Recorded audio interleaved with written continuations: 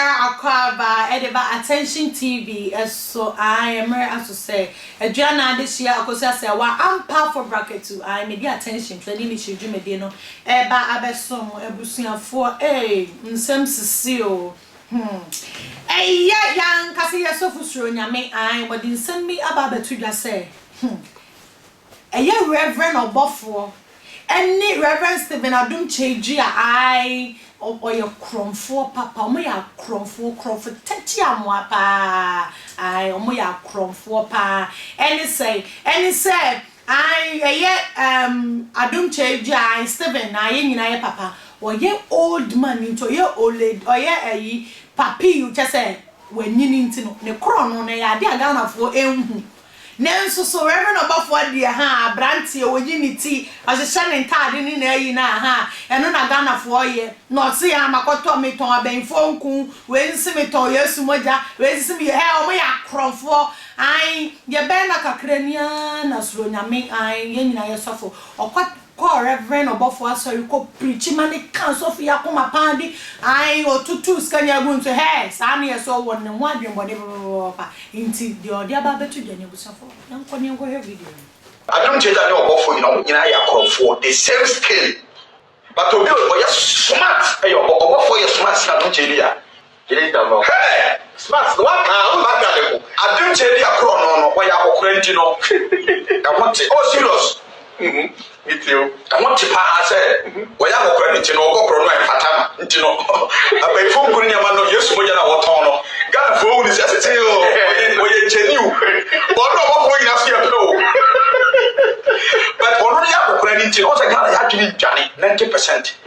O man, you pay actually Johnny. It's all for Tonku, near my name was for them. I don't do that on my name was for them. Meanwhile, Nyame moving as R0bbers. Umina udi choko but Adom Tvgh akokra ne dwene ni tinwene se de operation no unu innocent no kro no na wo boni ama na wo ton no wa dwene nkoso mo bo Obofour de no o ya branche o dress o de toto so o chivu ni ti o ye nice do ya branche no kwa no de kro no tag na be de e be fa but obi na se akromfo na me ka so Obofour ye smart to pray no wona bi Nyame no Obofour se na bayi fo nkuni ama na wo ton no ono na ni sunsun Nyame frɛ no ono wanya ni bibi ana ni bibi no abono wanya odi ahye nkundu bato a ye bia de ema on 5 Jesu din ba tabato mbawo ti sɛ de kokoto inji cream na inji cream na wakoto no kwa ko tin ka to sɛ ono na ko hu ni ndube na han na odi aye to bato ba sa aye aboniki no uche aboniki no mo ni sra wo ho obi na atana se amu se me ka we ni we bo ma be bo nipa e na waye ana re mo fo se wono nso no waye ni nku e na waye Yesu moja etimi ye we nti ora Obofour niam na wo to afo de te se de obi to inti cream ani aboniki ba da na Obofour be ka se Nyame na se won ton bia no krono na ono so na mu ono so ya roba biko Nyame tumi si obi so a nyemfa Nyame tumi bompa egu bi so ton ma nipa I don't depend on Bible on my speech or in my speech.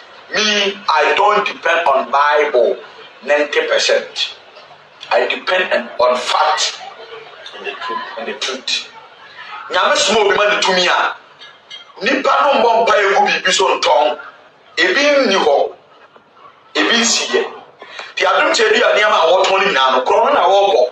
Wo ya akokra ni ntino.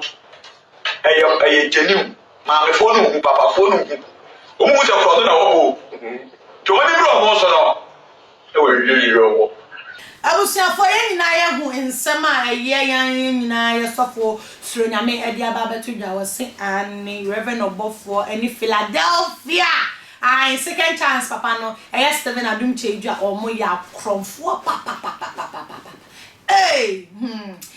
I reserve my comment. Abusuafo, I na me show say I me cameraman ojina mechi. Hey JJ, thank you Jesus. Abusuafo, and a ma kwai and me de attention to any issue jumade no eba na we me show say social media handles na abusuafo comment na like na share na foforo hu niam pa attention for ye woma oh my Ghana I mesro so obviously a boo dread you with the room out. We makeup, we anything. I did bia, we young word you may be I buy a one advert. Pepe, come. If you be any near the mom, mesro say, oh, bet picking numbers, no good screen is arsenal. No one near the inkitam, dear.